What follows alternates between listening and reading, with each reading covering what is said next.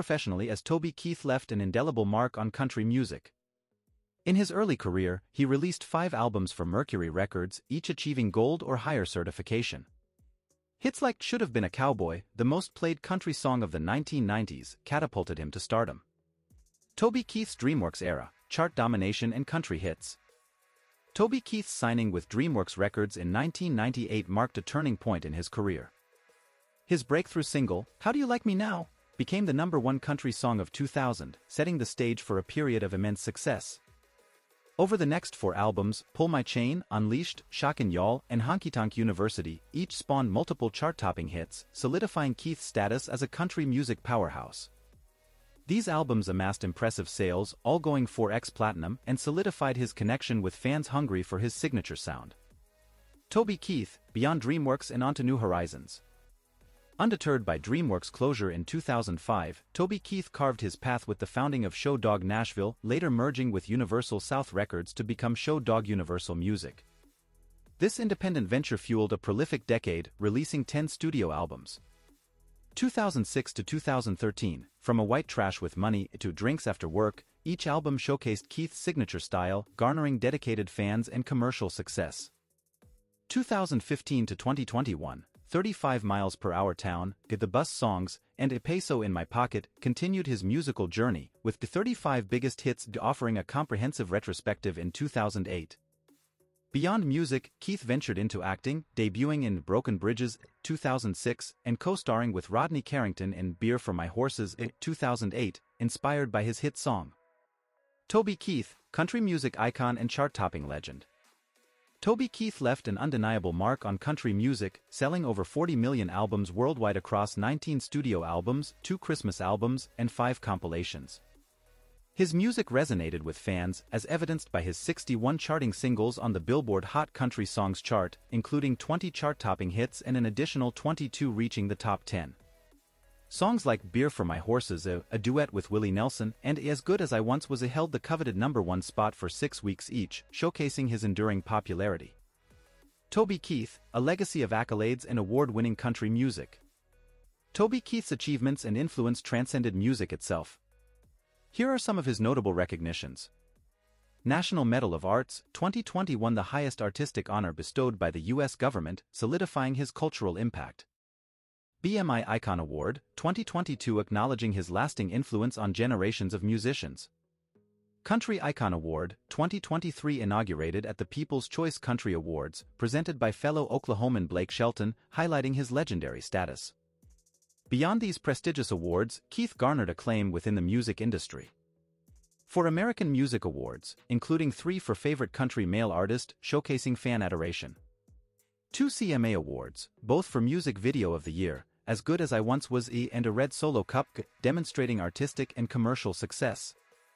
7 Grammy nominations. Though he hasn't yet received the Golden Gramophone, his nominations underscore his musical merit. According to Celebrity Net Worth, Keith's net worth was $400 million, which was a result of his successful career. Early life and education. Toby Keith, roots in Oklahoma and early musical spark. Born in Clinton, Oklahoma in 1961, Toby Keith Covel's musical journey began early. Summers spent at his grandmother's Fort Smith Supper Club exposed him to live music, igniting a passion that would shape his future. By 8, he had his first guitar and was already joining the band on stage. After moving to Moore, Keith played football in high school, balancing his athletic pursuits with his growing love for music. This early exposure to diverse influences laid the foundation for the country music legend he would become. From Oilers to entertainers, Toby Keith's early hustle. After high school, Toby Keith found a steady job in the Oklahoma oil fields, climbing the ranks to become an operation manager. But music kept calling. At 20, he formed the Easy Money Band, balancing late-night gigs with early morning oil rig pager alerts. Evenings saw him belting out tunes, while mornings meant suiting up for a different kind of well. This dedication and hustle laid the groundwork for his future musical success. From oil fields to honky-tonks, Toby Keith's unwavering dream. The 1982 oil crash threw a wrench in Toby Keith's life, forcing him from the derricks to the defensive end of the Oklahoma City Drillers. But music remained his true passion. While playing gigs with his band Easy Money, he even tried out for the Oklahoma Outlaws unsuccessfully. Undeterred by doubts from family and friends, Keith doubled down on music in 1984. The band embarked on the honky-tonk circuit of Oklahoma and Texas, chasing their dream with every pedal steel twang. Personal life. Beyond music, a glimpse into Toby Keith's passions. While known for his country music career, Toby Keith held diverse interests. He even had an honorary degree from Villanova University, reflecting his early intention to become a petroleum engineer. A proud Oklahoman, he regularly supported the University of Oklahoma's Sooners at games and practices. Sports weren't his only passion. Keith enjoyed professional wrestling, often attending WWE events and even performing his song courtesy of the Red, White, and Blue, the Angry American, at the first TNA wrestling show. He also embraced American football, cheering on the Pittsburgh Steelers. Outside of the entertainment world, Keith identified as a Free Will Baptist, showcasing his spiritual side. Toby Keith, personal life and family tragedy. In 1984, Toby Keith married Tricia Lucas, starting a family that would eventually include 3 children. Tragedy struck in 2001 when Keith's father, H.K. Covel, lost his life in a car accident. The family pursued legal action and was awarded $2.8 million in 2007 for the wrongful death, highlighting the lasting impact of the loss. Professional career. From busking to breakthrough, Toby Keith's Nashville gamble. Undeterred by his initial rejections, Toby Keith pursued his Nashville dream in the early 90s. He buskied on Music Row and at Hound Dogs, leaving demo tapes at countless record labels. Disappointed after facing no interest, he neared his 30th birthday deadline to quit music. But fate intervened. A flight attendant, impressed by his demo, passed it on to Mercury Records executive Harold Shedd. Intrigued, Shedd saw Keith live and offered him a life-changing record deal. Toby Keith, riding high with a debut smash. Toby Keith's 1993 self-titled debut album exploded onto the scene, propelled by the chart-topping hit Should Have Been a Cowboy. The song reached #1 on the country charts and even cracked the Billboard Hot 100, becoming the most played country song of the 90s. The album wasn't just a one-hit wonder. 3 more tracks landed in the top 5, showcasing Keith's diverse sound and storytelling ability. While critics noted the polished production of the era, they also acknowledged the strong songwriting beneath the sheen. This success launched Keith onto the touring circuit, opening for major acts like Shania Twain.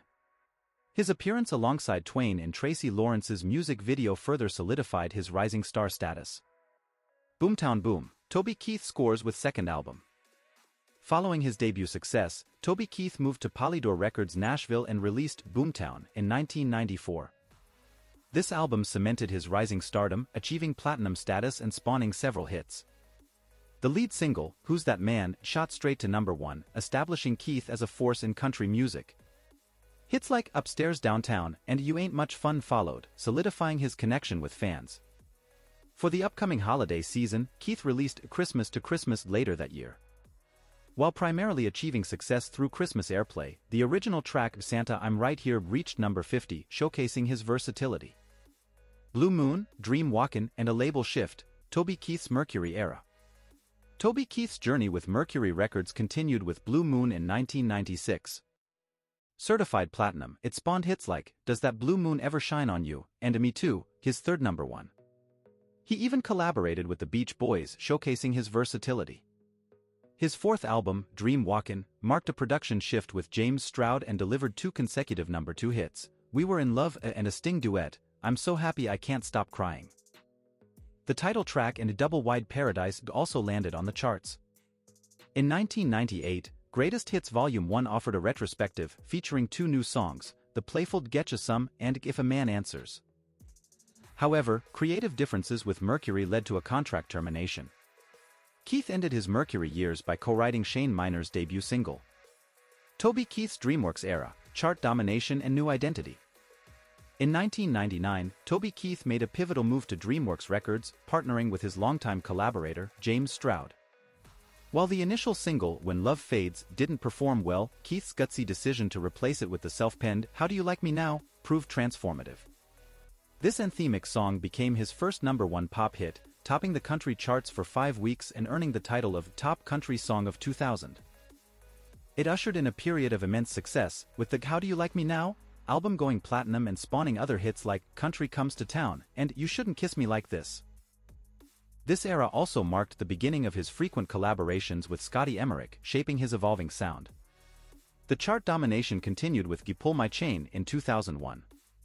All three singles, "I'm Just Talkin' About Tonight," "I Wanna Talk About Me," and the record-breaking "In My List," #1 for 5 weeks, topped the country charts. The album garnered awards like the CMA's Single of the Year for "In My List" and cemented Keith's reputation for humor and confidence in his music.